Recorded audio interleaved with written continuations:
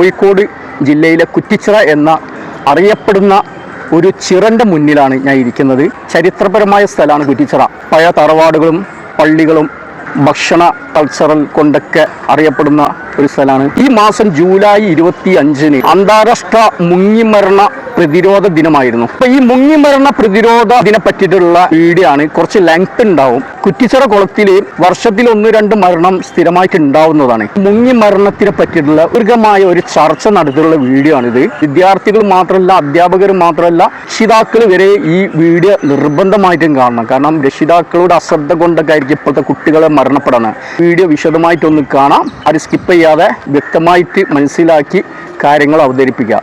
ആ വീഡിയോയിലേക്ക് കിടക്കല്ലേ. ട്രാവൽ ചാനൽ 360യുടെ പുതിയ വീഡിയോയിലേക്ക് എല്ലാവർക്കും സ്വാഗതം. ഇന്ന് ജൂലൈ 25 ലോകമെമ്പാടും അന്താരാഷ്ട്ര മുങ്ങിമരണ പ്രതിരോധ ദിനം ആചരിക്കുന്നു.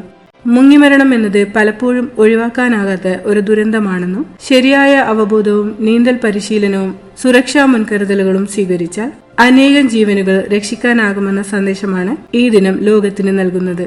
ഈ ദിനത്തോടനുബന്ധിച്ച് മുങ്ങിമരണ പ്രതിരോധത്തിന്റെ പ്രാധാന്യത്തെക്കുറിച്ചും സുരക്ഷിതമായ ജലസാഹചര്യങ്ങൾ സൃഷ്ടിക്കുന്നതിൽ നീന്തൽ പരിശീലനത്തിനുള്ള പങ്കിനെക്കുറിച്ചും സ്വിമ്മിംഗ് കോച്ചിന്റെ അനുഭവങ്ങളിലൂടെയും അറിവുകളിലൂടെയും ഇന്ന് നമുക്ക് മനസ്സിലാക്കാം. ഇന്ന് നമ്മളോടൊപ്പമുള്ള അതിഥി department of sports and youth അഫയേഴ്സിലെ സ്വിമ്മിംഗ് കോച്ചും ലക്ഷദ്വീപ് സ്വിമ്മിംഗ് അസോസിയേഷനിലെ ജനറൽ സെക്രട്ടറിയുമായ കവരത്തി ദ്വീപ് സ്വദേശി ശ്രീ മുജീബ് റഹ്മാൻ. വർഷങ്ങളായി നിരവധി കുട്ടികൾക്കും മുതിർന്നവർക്കും നീന്തൽ പരിശീലനം നൽകി ജലസുരക്ഷയെക്കുറിച്ചുള്ള അവബോധം സമൂഹത്തിൽ വളർത്തുന്നതിൽ ശ്രദ്ധേയമായ സംഭാവനകൾ നൽകിയ വ്യക്തിയാണ് ഇദ്ദേഹം. നമ്മുടെ അതിഥിയെ നമുക്ക് സ്വാഗതം ചെയ്യാം. എൻ്റെ പേര് മുജീബ് റഹ്മാൻ, സ്വദേശം കവരത്തിയാണ്. ഞാൻ department of sports and youth അഫയേഴ്സിൽ സ്വിമ്മിംഗ് കോച്ചായിട്ട് 1991 ജോയിൻ ചെയ്തു. ഞാൻ ലക്ഷദ്വീപ് അക്വാറ്റിക് അസോസിയേഷൻ്റെ ജനറൽ സെക്രട്ടറി കൂടിയാണ്. ബേസിക്കലി ഞാനൊരു കോമേഴ്സ് ഗ്രാജുവേറ്റ് ആണ്. ബികോം പാലക്കാട് വിക്ടോറിയ കോളേജിൽ ചെയ്തു. നാഷണൽ ഇൻസ്റ്റിറ്റ്യൂട്ട് ഓഫ് സ്പോർട്സ് പട്യാലയിലും ഗാന്ധിനഗറിലുമായിട്ട് NS കോച്ചിങ് ഡിപ്ലോമ ചെയ്തു. ഇന്ന് ലോകമെമ്പാടും അന്താരാഷ്ട്ര മുങ്ങിമരണ പ്രതിരോധ ദിനമായി ആചരിക്കുകയാണ്. ഈ ദിനത്തിന്റെ സന്ദേശം എല്ലാവരിലേക്കും എത്തേണ്ടത് വളരെ പ്രധാനമാണല്ലോ.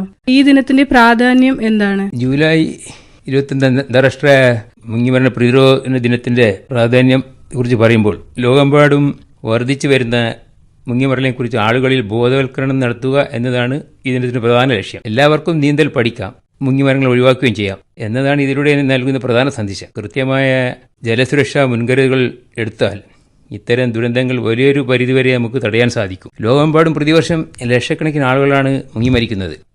ഇത്തരം അപകടങ്ങളെക്കുറിച്ചും അവ ഒഴിവാക്കുന്നതിനെക്കുറിച്ചും ആഗോളതലത്തിൽ ബോധവൽക്കരണം നടത്തേണ്ടതാണ്. ഇതിൻ്റെ പ്രധാന സന്ദേശമായി നമുക്ക് പറയാനുള്ള കൃത്യമായ സുരക്ഷാ മുൻകരുതലിലൂടെയും ബോധവൽക്കരണത്തിലൂടെയും ഓരോ ജീവനും രക്ഷിക്കാൻ സാധിക്കും എന്നതാണ്. Anyone can drown, no one should. എല്ലാവർക്കും നമുക്ക് നീന്തൽ പഠിപ്പിക്കാൻ പറ്റും. Learn swimming for health, pleasure and safety. ഈ ദിനത്തിൽ നമുക്ക് സന്ദേശമായി പറയാനുള്ളത്. സാങ്കേതിക വിദ്യയും ആരോഗ്യരംഗത്തെ പുരോഗതിയും ഉണ്ടായിട്ടും മുങ്ങിമരണങ്ങൾ ഇന്നും ആശങ്കാജനകമാണല്ലോ. ലോകത്തും നമ്മുടെ രാജ്യത്തും മുങ്ങിമരണങ്ങൾ ഇന്നും ഒരു വലിയ പൊതുജനാരോഗ്യ പ്രശ്നമായി തുടരുന്നതിന്റെ പ്രധാന കാരണങ്ങൾ എന്തൊക്കെയാണ്? പ്രധാന കാരണം എന്ന് പറഞ്ഞാൽ നീന്തൽ അറിയാത്തതും വെള്ളത്തിലിറങ്ങുമ്പോൾ വേണ്ടത്ര സുരക്ഷാ മുൻകരുതലുകൾ എടുക്കാത്തതുമാണ് മെയിൻ കാരണം. കൂടാതെ ഈ ലൈഫ് ജാക്കറ്റുകളുടെ പ്രോപ്പറായ ഉപയോഗമില്ലായ്മ, അശ്രദ്ധ, ലഹരി ഉപയോഗിച്ചുകൊണ്ട് വെള്ളത്തിലിറങ്ങുക, കുട്ടികളെ നിരീക്ഷിക്കാതെ എങ്ങനെ വിടുക എന്നിവയെല്ലാം മുങ്ങി മരണങ്ങൾ വർദ്ധിക്കാൻ കാരണമാകുന്നുണ്ട്. അശ്രദ്ധ തന്നെയാണ് മെയിൻ കാരണം. അടിസ്ഥാന നീന്തൽ വിദ്യാഭ്യാസത്തിൻ്റെ കുറവും ഒരു വലിയ കാരണമാണ്. നമ്മുടെ ദ്വീപുകളിൽ എല്ലാ എവിടെയായാലും ബോട്ടുകളിൽ വേണ്ടത്ര ലൈഫ് ജാക്കറ്റുകൾ കരുതുന്നതാണ്. ഇങ്ങനെ അത്യാവശ്യ ഘട്ടങ്ങളിൽ റഫ് കണ്ടീഷനിലും ബാഡ് വെതർ കണ്ടീഷനിലും ലൈഫ് ജാക്കറ്റുകൾ ധരിച്ചിട്ടേ ബോട്ടിൽ യാത്ര ചെയ്യാവൂ. അതായിരിക്കും കുറച്ചുകൂടി സേഫ്റ്റിക്ക് നല്ലത്. ലൈഫ് ജാക്കറ്റ് ധരിക്കാതെയുള്ള യാത്രകളാണ് മെയിൻ ഈ മരണങ്ങൾക്ക് കാരണമായത്. ലൈഫ് ജാക്കറ്റ് ധരിച്ചിരുന്നെങ്കിൽ മരണങ്ങൾ ഒഴിവാക്കാൻ പറ്റുമായിരുന്നു. പിന്നെ നമ്മുടെ കുളങ്ങളിലും എല്ലാം ഫെൻസിങ് വേണം. കുളങ്ങളിലെല്ലാം ഇങ്ങനെ ഫെൻസിങ്, വേലി ഇല്ലാത്ത കുളങ്ങളിലാകുമ്പോൾ കുട്ടികൾ പെട്ടെന്ന് നോക്കാണ്ട് അതിലിറങ്ങുകയും അപകടത്തിലകപ്പെടുകയും ചെയ്യും. അതേമാതിരി കെട്ടിപ്പൊക്കാത്ത കിണറുകളും ഉണ്ടാവും നാട്ടിൻപുറങ്ങളിലൊക്കെ. അപ്പോൾ അങ്ങനെയുള്ള അതിലേക്ക് കുട്ടികൾ വീഴാൻ ചാൻസ് ഉണ്ട്. അങ്ങനെയുള്ള മരണം സംഭവിക്കാം. പിന്നെ അടിയന്തര രക്ഷാപ്രവർത്തനം നൽകാൻ കഴിയുന്നവരുടെ കുറവും ഒരു കാരണമാണ്. പിന്നെ പ്രധാനമായും മഴക്കാലത്ത് വെള്ളക്കെട്ടുകളിലും കടലിലും ആവേശം മൂത്ത് ചാടുമ്പോഴാണ് അപകടങ്ങൾ കൂടുതൽ സംഭവിക്കുന്നത്. അറിവില്ലായ്മയും അതിരുകടന്ന ആത്മവിശ്വാസം, ഓവർ കോൺഫിഡൻസ് ഒരു വലിയ കാരണമാണ് പലപ്പോഴും വിനയാകുന്നത്. ആഴം അറിയാതെ കുളിക്കാൻ ഇറങ്ങുന്നതും മുതിർന്നവരുടെ ശ്രദ്ധയിലായി വെള്ളത്തിനടുത്ത് കുളിക്കുന്നതും അപകടങ്ങൾക്ക് കാരണമാകാറുണ്ട്. മുങ്ങിമരണത്തെക്കുറിച്ച് സമൂഹത്തിൽ ചില തെറ്റായ ധാരണകളും നിലനിൽക്കുന്നുണ്ട്. നീന്തൽ അറിയുന്നവർ മുങ്ങി മരിക്കില്ല എന്നാണ്. ഈ ധാരണ എത്രത്തോളം ശരിയാണ്? ഈ ധാരണ പൂർണ്ണമായും തെറ്റാണ്. നീന്തൽ അറിയുന്നവർക്കും അപൂർവമായി അപകടങ്ങൾ സംഭവിക്കാറുണ്ട്, മരണം സംഭവിക്കാം. പെട്ടെന്നുള്ള കാറ്റ്, weather may likely to change at any time. ഇപ്പോൾ കാലാവസ്ഥയെ സംബന്ധിച്ച് കടലിൽ പറയുകയാണെങ്കിൽ അങ്ങനെ ഉണ്ടാകുമ്പോൾ തിരമാല ഉണ്ടാകാം. പിന്നെ പുഴയിലാണെങ്കിൽ അടിയൊഴുക്കുകൾ ഉണ്ടാകാം, കടലിലുണ്ടാകാം. പിന്നെ നമ്മുടെ ക്ഷീണം, ക്രമേണമായ ക്ഷീണം നമ്മുടെ ശരീരത്തിൽ ഉണ്ടാവാം. മികച്ച നീന്തൽക്കാർ ആയാൽ തന്നെ അപകടത്തിൽപ്പെടാം ഇങ്ങനെയുള്ള കാര്യങ്ങൾ കൊണ്ട്. അതുകൊണ്ട് ജലത്തിൽ ഇറങ്ങുമ്പോൾ ആരും പൂർണ്ണ സുരക്ഷിതരല്ലെന്നുള്ള ബോധം വേണം. അതുമാത്രമല്ല, നമുക്ക് ഇത് എക്സോസ്റ്റ് കണ്ടീഷനിലെങ്കിൽ ഇറങ്ങുകയാണെങ്കിൽ, അല്ലെങ്കിൽ പ്രോപ്പർ വാമപ്പൊന്നും ഇല്ലാണ്ട് വെള്ളത്തിൽ ഇറങ്ങുകയാണെങ്കിൽ മസിൽ ക്രാമ്പ് സംഭവിക്കും. പിന്നെ ഹാർട്ട് അറ്റാക്ക് സംഭവിക്കാം, ശ്വാസതടസ്സം സംഭവിക്കാം. അപ്പോൾ ഇതെല്ലാം നമ്മൾ മനുഷ്യർ വളരെ നിസ്സാരരാണ്. അപ്പോൾ വെള്ളം വേറെ ഒരു എൻവയോൺമെൻറ്റ് തന്നെയാണ്. വെള്ളത്തിൽ നമ്മൾ പിന്നെ പാനിക്കാവാം. അപ്പോൾ സ്വിമ്മിങ് അറിയുന്നവർ തന്നെ ചിലപ്പോൾ പാനിക്കായാലും വരും റഫ്സി കണ്ടീഷനിൽ. അപ്പോൾ ഇതെല്ലാം ഇങ്ങനെയുള്ള മരണത്തിലേക്ക് തന്നെ നയിച്ചേക്കാം. പിന്നെ നമ്മുടെ കുട്ടികൾ കളിയെല്ലാം കഴിഞ്ഞിട്ട്, ഫുട്ബോൾ എല്ലാം കഴിഞ്ഞിട്ട് റിലാക്സ് ചെയ്യാം കളികളെല്ലാം കഴിഞ്ഞിട്ട്. പിന്നെ എക്സോസ്റ്റ് കണ്ടീഷനിൽ റിലാക്സ് ചെയ്യുന്നതിന് പകരം പിന്നെയും പോയി സ്പീഡിൽ നീന്തിയാൽ മസിൽ ക്രാംസ് വരാം. അങ്ങനെ അവർ ഡീപ്പിലാണെങ്കിൽ ക്രാംസ് വന്നാൽ അവർ ഡ്രോണിങ് ചാൻസ് കൂടുതലാണ്.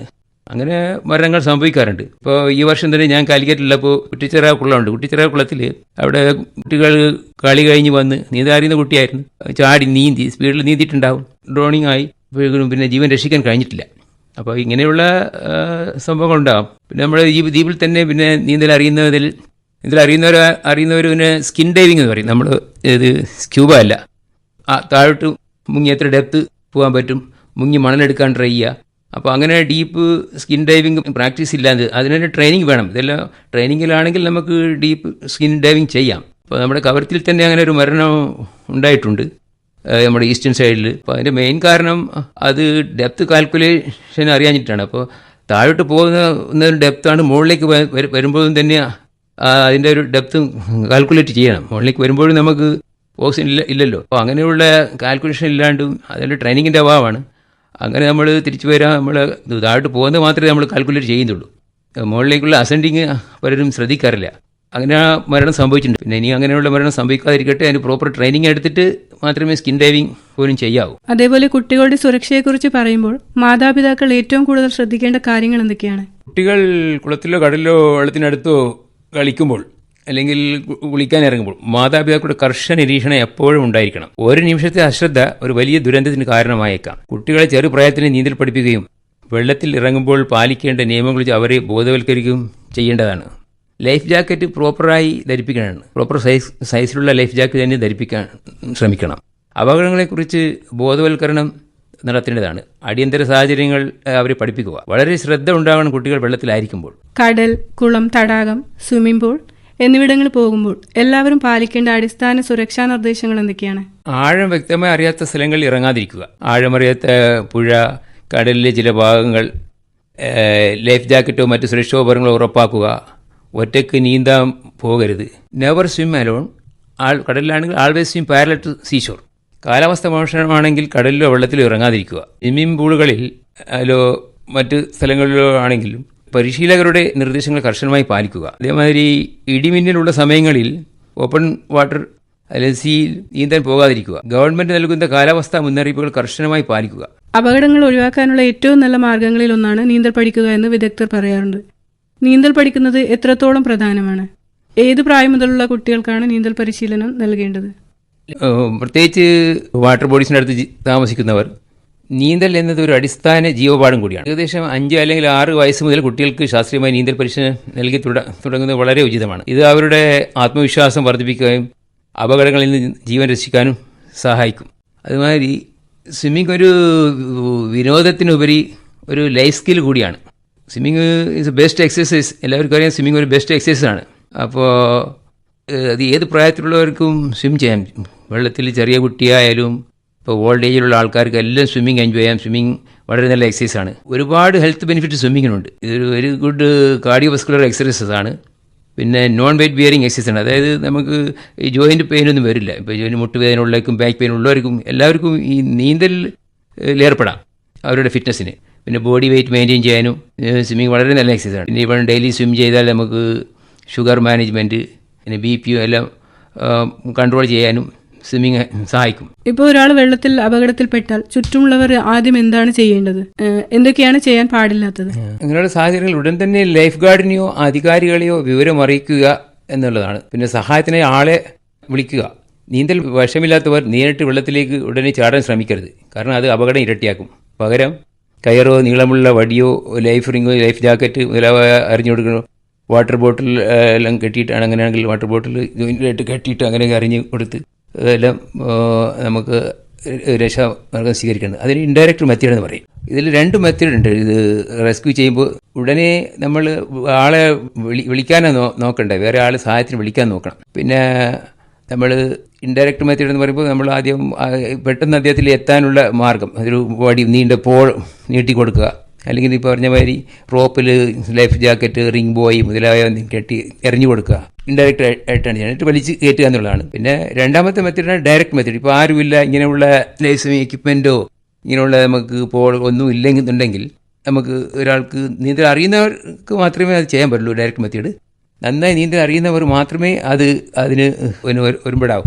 അപ്പോൾ നന്നായി ഒരു 200-500 മീറ്റർ നീന്താൻ കഴിവുള്ളവർ ആണെങ്കിൽ അവർക്ക് പോയിട്ട് ഒരു 5-10 മീറ്റർ ദൂരെയുള്ള ആളെ രക്ഷപ്പെടുത്താൻ പറ്റും. അങ്ങനെയുള്ളവർ മാത്രം ട്രെയിൻഡ് ആണെങ്കിൽ, അങ്ങനെയുള്ള കഴിവുള്ളവർ സ്വിമ്മേഴ്സ് ആണെങ്കിൽ അത് ചെയ്യുക. അല്ലാന്നുണ്ടെങ്കിൽ അത് രണ്ടുപേരുടെയും ജീവന് അപകടമുണ്ടാവും. പിന്നെ രക്ഷപ്പെടുത്തിയ ആദ്യ സമയം എന്ന് പറഞ്ഞാൽ ഗോൾഡൻ അവേഴ്സാണ്. വെള്ളത്തിൽ രക്ഷപ്പെടുത്തിയ ഉടൻ തന്നെ കൃത്യസമയത്ത് നൽകുന്ന CPR ജീവൻ രക്ഷിക്കാൻ സഹായിക്കും. ആംബുലൻസോ വൈദ്യസഹായമോ എത്തുന്നവരെയുള്ള ആ നിർണായകമായ നിമിഷങ്ങൾ CPR നൽകാൻ അറിവുണ്ടെങ്കിൽ പല ജീവനുകളും നഷ്ടപ്പെടാതെ രക്ഷിക്കാൻ സാധിക്കും. അതിനാൽ എല്ലാവരും ഇത്തരം പ്രാഥമിക പരിശീലനം നേടിയിരിക്കണം. ഉടൻ തന്നെ CPR നൽകുക വഴി രക്തയോട്ടവും ഓക്സിജനും വൈദ്യസഹായം എത്തുന്നവരെ വൈറ്റൽ ഓർഗൻസിൽ, അതായത് പ്രധാനപ്പെട്ട അവയവങ്ങളിലേക്ക് എത്താൻ നമ്മുടെ ഈ CPR സഹായിക്കും. അങ്ങനെ ജീവൻ നിലനിർത്താൻ സാധിക്കും. ഉടനെ വൈദ്യസഹായം എത്തിക്കുക എന്നുള്ളതാണ് ഏറ്റവും ഇമ്പോർട്ടൻറ്റ്. അതിനുടനെ നമ്മൾ നേരത്തെ തന്നെ ആൾക്കാരുണ്ട് ഫോൺ ചെയ്യുക, എമർജൻസി നമ്പറിൽ കോൺടാക്റ്റ് ഫോൺ ചെയ്ത ആംബുലൻസിനെയോ പിന്നെ അതിനുള്ള എമർജൻസി ഹെൽപ്പ് ചെയ്യുന്ന ഡിപ്പാർട്ട്മെൻറ്റിനെ അറിയിച്ച് വേണ്ട വൈദ്യ സഹായം എത്തിക്കുക എന്നുള്ളതാണ്. നീന്തൽ പഠിക്കുന്നതും ജലസുരക്ഷാ ബോധവൽക്കരണവും എത്രത്തോളം അനിവാര്യമാണെന്ന് താങ്കൾ കരുതുന്നു? ഇവിടെ താമസിക്കുന്നവർക്ക് നീന്തൽ എന്നത് ഒരു ആവശ്യകരമാണ്. സ്കൂൾ തലത്തിൽ തന്നെ കുട്ടികൾക്ക് നീന്തൽ പരിശീലനവും ജലസുരക്ഷാ ബോധവൽക്കരണവും നിർബന്ധമാക്കുന്നത് വഴി മുങ്ങിമരണങ്ങൾ പൂർണ്ണമായും ഒഴിവാക്കാൻ നമുക്ക് സാധിക്കും. റഫ് സീ കണ്ടീഷനിൽ നല്ല വേവ്സ് ഉണ്ടാവും, ബോട്ട് ക്യാപ്സൈസ് ആവാം, എല്ലാം അറിയാൻ ഒരുപാട് ചാൻസ് ഉണ്ട്. അങ്ങനെ ഒരുപാട് മരണം നമുക്ക് കടമദ്വീപിൽ ബോട്ട് മരിച്ചിട്ട് വെസ്റ്റേൺ സൈഡിലും മരണം ഉണ്ടായിട്ടുണ്ട്, ഏഷ്യൻ സൈഡിലും മരണം ഉണ്ടായിട്ടുണ്ട്. അപ്പോൾ നീന്തൽ പഠിക്കുക എന്നുള്ളത് വളരെ അനിവാര്യമാണ്. ഓരോരുത്തരും വളരെ മാൻഡേറ്ററി തന്നെയാണ്. ഇന്നിപ്പോൾ യുവാക്കൾക്കിടയിൽ വാട്ടർ സ്പോർട്സിനോടുള്ള താല്പര്യം ദിനം പ്രതി വർദ്ധിച്ചുകൊണ്ടിരിക്കുകയാണല്ലോ. അപ്പോൾ അവർ നിർബന്ധമായും പാലിക്കേണ്ട സുരക്ഷാ മാനദണ്ഡങ്ങൾ എന്തൊക്കെയാണ്?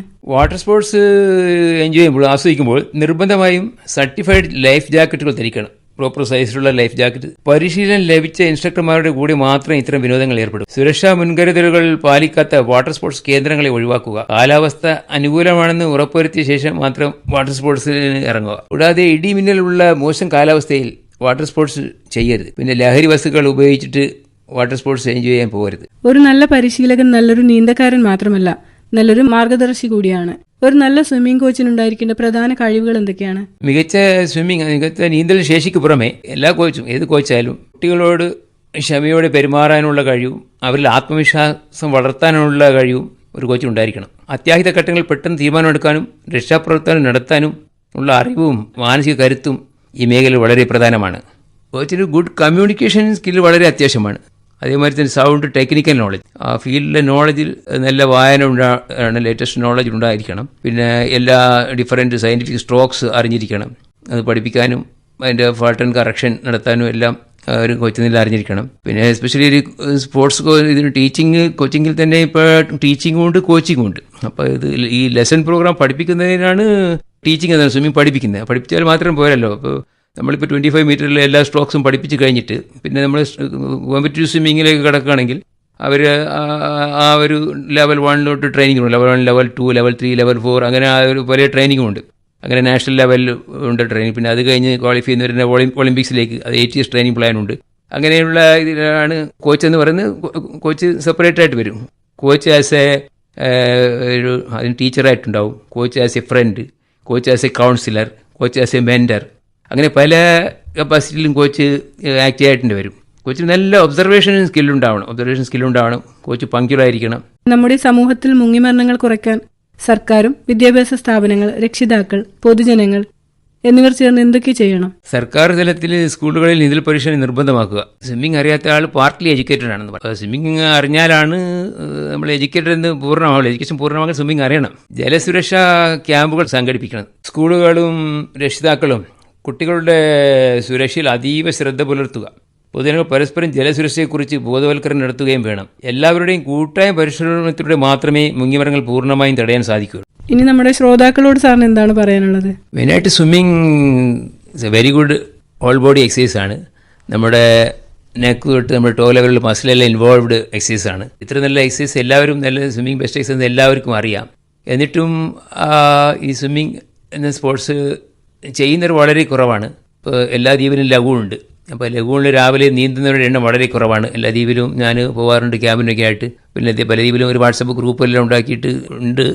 എന്നാലും അത് ഉദ്ദേശിച്ച രീതിയിൽ ആൾക്കാർ അതിലേക്ക് വരുന്നില്ല. എല്ലാവരും ഫുട്ബോളിലാണ് ഇവിടെ താല്പര്യം കാണുന്നത്. എന്നാൽ ഏറ്റവും നല്ല എക്സസൈസും നമ്മുടെ ജീവരക്ഷാ മാർഗവും നമ്മൾക്ക് വേണ്ട ലൈഫ് സ്കില്ലും എല്ലാം നമ്മൾ സ്വിമ്മിങ് പഠിക്കുകയും ഡിഫറൻറ്റ് സ്ട്രോക്ക് പഠിക്കുകയും പറ്റും. അതുമാത്രമല്ല, ഒളിമ്പിക്സിൽ തന്നെ ഏറ്റവും കൂടുതൽ മെഡലുള്ളത് സ്വിമ്മിങ് ഇവൻസിനാണ്. അതുകൊണ്ട് സ്വിമ്മിങ് വളരെ ഇമ്പോർട്ടൻസ് ഉള്ള ഒരു ഇവൻ്റാണ് സ്വിമ്മിങ്. നമുക്കിവിടെ സ്വിമ്മിംഗ് പൂളില്ല പ്രോപ്പർ ട്രെയിനിങ്ങിന്, അതിൻ്റെ ഒരു അഭാവമുണ്ട്. എങ്കിൽ തന്നെ നമുക്ക് ഫിറ്റ്നസ്സിന് കോമ്പറ്റീറ്റീവ് സ്വിമ്മിങ് വിട്ടിട്ട് അതിലേക്ക് ആൾക്കാർ അത്ര അട്രാക്റ്റ് ആയിട്ടില്ല. പക്ഷേ ഫിറ്റ്നസ് വേണ്ടി എല്ലാവരും സ്വിമ്മിങ് ചെയ്യണമെന്ന് എൻ്റെ ഒരു അഭ്യർത്ഥന ഷേപ്പിൽ. കാരണം നമുക്ക് എല്ലാം ഈ ലൈഫ് സ്റ്റൈൽ ഡിസീസാണ് ഇപ്പോൾ കൂടി വരുന്നത്. അപ്പോൾ നമ്മളിവിടെ എന്തെങ്കിലും വന്നാൽ നമുക്ക് മെയിൻലാൻഡിലേക്ക് പോകണം. ഈ ലൈഫ് സ്റ്റൈൽ ഡിസീസ് ആയാലും പോകേണ്ടി വരുന്നുണ്ട് പലരും കൂടെ. അതിനെല്ലാം ഒരുപാട് എക്സ്പെൻസ് ഉണ്ട്. കപ്പൽ ടിക്കറ്റിൻ്റെ ഇഷ്യൂ, ഒരുപാട് ഇഷ്യൂ. എല്ലാവരും എൻ്റെ അഭിപ്രായത്തിൽ നീന്തുക. രാവിലെ ഇപ്പോൾ ഒരു ഹാഫ് ആൻ അവർ സ്വിമ്മ് ചെയ്താൽ ഒരുമാതിരിപ്പെട്ട എല്ലാ ലൈഫ് സ്റ്റൈൽ ഡിസീസും നമുക്ക് കൺട്രോൾ ചെയ്യാൻ പറ്റും ദ്വീപിൽ. ആരും എന്താ ചെയ്യാത്തതെന്ന് അതിൻ്റെ നമ്മുടെ ഇതിൻ്റെ ബോധവൽക്കരണത്തിൻ്റെ കുറവോ എന്തോ അറിയില്ല. അപ്പോൾ ഈ അവസരത്തിൽ എനിക്ക് പറയാനുള്ളത്, എല്ലാവരും ഇതൊരു സീരിയസ് ആയിട്ട് എടുക്കണം. ലൈഫ്, നമ്മുടെ ആരോഗ്യം നമ്മൾ തന്നെയാണ് സംരക്ഷിക്കേണ്ടത്. അതിൽ ലൈഫ് ആരോഗ്യം സംരക്ഷിക്കാൻ ഏറ്റവും നല്ല എക്സസൈസ് സ്വിമ്മിംഗ് ആണ്. നിങ്ങൾക്കറിയോ, നാസ അമേരിക്കയിൽ ഈ ആസ്ട്രോനറ്റിന് കൊടുക്കുന്ന ട്രെയിനിങ് സ്വിമ്മിംഗ് ആണ്, ഫിറ്റ്നസ് ട്രെയിനിങ്. അപ്പോൾ അതിൽ തന്നെ നമുക്ക് മനസ്സിലാക്കാം സ്വിമ്മിങ്ങിൻ്റെ ഇമ്പോർട്ടൻസ്. അപ്പോൾ അത്രയും ഇമ്പോർട്ടൻ്റ് ആയിട്ടുള്ള എക്സസൈസ്, അത്രയും ബെനിഫിറ്റുള്ള എക്സസൈസ് ഒരുമാതിരി എല്ലാവർക്കും ചെയ്യാം. ഒരുമാതിരി എല്ലാവർക്കും സ്വിമ്മിങ് അറിയാം ദ്വീപിൽ. പക്ഷെ അവർ ഒരു എക്സസൈസ് ആയിട്ട് വേണ്ട വിധത്തിൽ ഉപയോഗപ്പെടുത്തുന്നില്ല. അങ്ങനെ ബോഡി വെയിറ്റ് കൂടുന്നതും പിന്നെ അങ്ങനെയുള്ള ഒരുമാതിരി ലൈഫ് സ്റ്റൈൽ ഡിസീസിന് കാരണമാകുന്നത് എല്ലാം ഇങ്ങനെയുള്ള എക്സസൈസിൻ്റെ പോരായ്മയാണ്.